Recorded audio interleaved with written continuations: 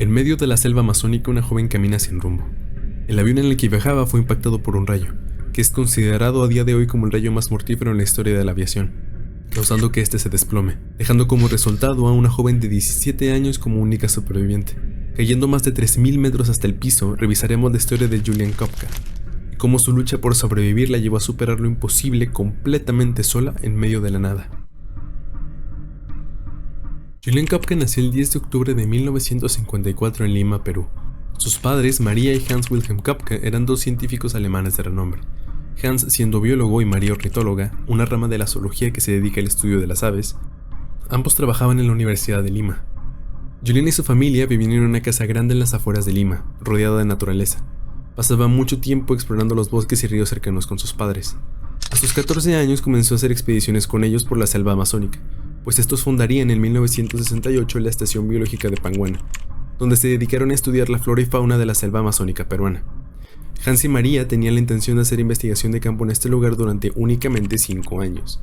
Sin embargo, la estación sigue operativa a día de hoy y se ha convertido en una reserva natural privada. Así de austera como la pueden observar era la estación, poco más que una cabaña de madera con techo de palma. Naturalmente, debido a lo profunda que estaba ubicada la estación en la selva, Julian no pudo asistir a la escuela de forma tradicional, así que recibió educación en casa durante varios años, aunque no de forma continua. Había temporadas donde asistía a la escuela en la capital y otras donde volvía a la estación. Julian era una estudiante brillante y muy destacada. Tenía una pasión inmensa por la zoología y soñaba con seguir los pasos de sus padres en el campo de la investigación científica. Antes del accidente estaba estudiando la secundaria en Lima y se preparaba para ingresar a la universidad. Su conexión con la selva amazónica era profunda, ya que había pasado muchos momentos significativos con su familia explorando la región.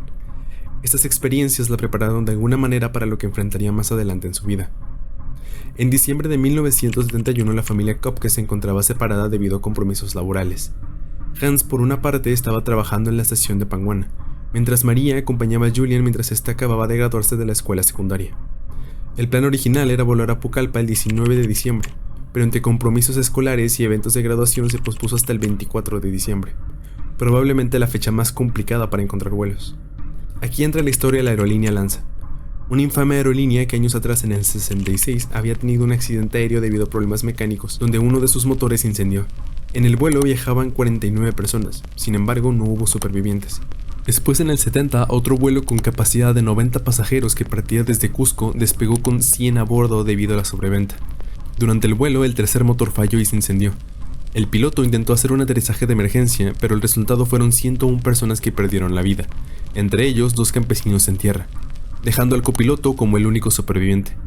Julian comentó en una entrevista que su madre era consciente del pésimo historial que tenía esta aerolínea, pero que al no querer retrasar más el viaje decidieron continuar con el plan y abordaron ese mismo día. A las 11:30 de la mañana el vuelo despegó con destino a Pucallpa. El avión llevaba 86 pasajeros y 6 miembros de la tripulación. Al inicio todo transcurrió con normalidad. Sin embargo, a mitad del vuelo el avión se encontró con una tormenta eléctrica cuando sobrevolaba la selva amazónica. Las condiciones eran extremadamente adversas, y a pesar de ello el piloto decidió continuar a través de la tormenta. A las 12:36 el avión fue impactado por un rayo, lo que ocasionó la separación del ala derecha y eventualmente la desintegración del avión en el aire. La pequeña fue lanzada fuera del avión, y comenzó a caer desde una altura de 3000 metros aún atada a su asiento. Julian menciona: sentí el viento silbar en mis oídos. Estaba en caída libre, aún sujeta a mi asiento. Vi la selva girando debajo de mí y de alguna manera permanecí consciente durante toda la caída. Milagrosamente Julian aterrizó en la densa selva amazónica, amortiguada por el follaje y los árboles. A pesar de tener la clavícula rota y un ojo hinchado, además de cortes profundos en su cuerpo, especialmente uno en su brazo derecho, logró sobrevivir a la caída desvaneciéndose al final. Al día siguiente, Julian despertó y se encontró en medio de una pesadilla. Tenía dolor y miedo al verse completamente sola tan alejada de la civilización. Se preguntaba qué había sido de su madre, y el panorama solo empeoraba. A su alrededor podía ver bolsas con regalos, partes humanas y cuerpos. Aunque estaba aterrorizada y con un sentimiento entre culpa y temor, los movió con una rama intentando reconocer si alguno de ellos pertenecía a su madre, pero no logró identificar ninguno. A pesar de esta experiencia, también pudo encontrar ropa, y una bolsa con dulces que racionaría los días siguientes, además de un pan dulce hundido en el barro del cual intentó comer, pero el sabor fue tan desagradable que lo volvió a tirar al suelo. Julian se arrepentiría de esto más adelante.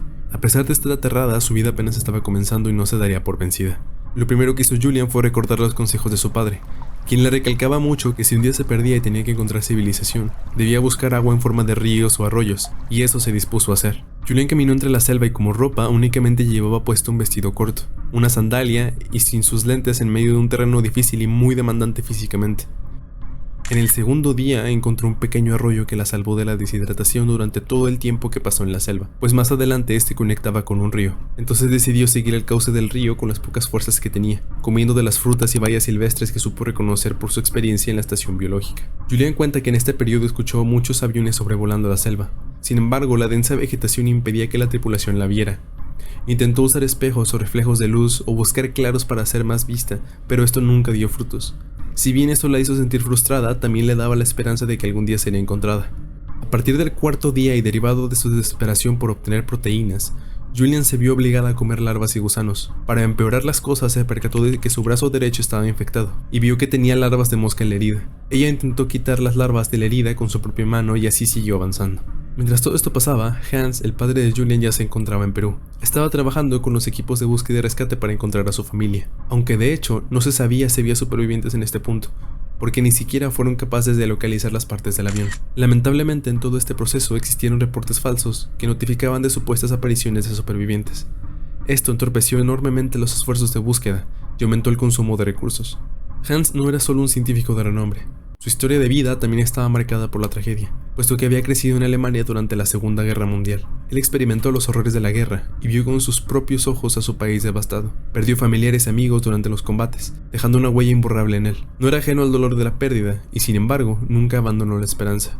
Durante estos días, Julian seguía escuchando el zumbido de los aviones y helicópteros que buscaban supervivientes, pero el 10º día el ruido se detuvo por completo.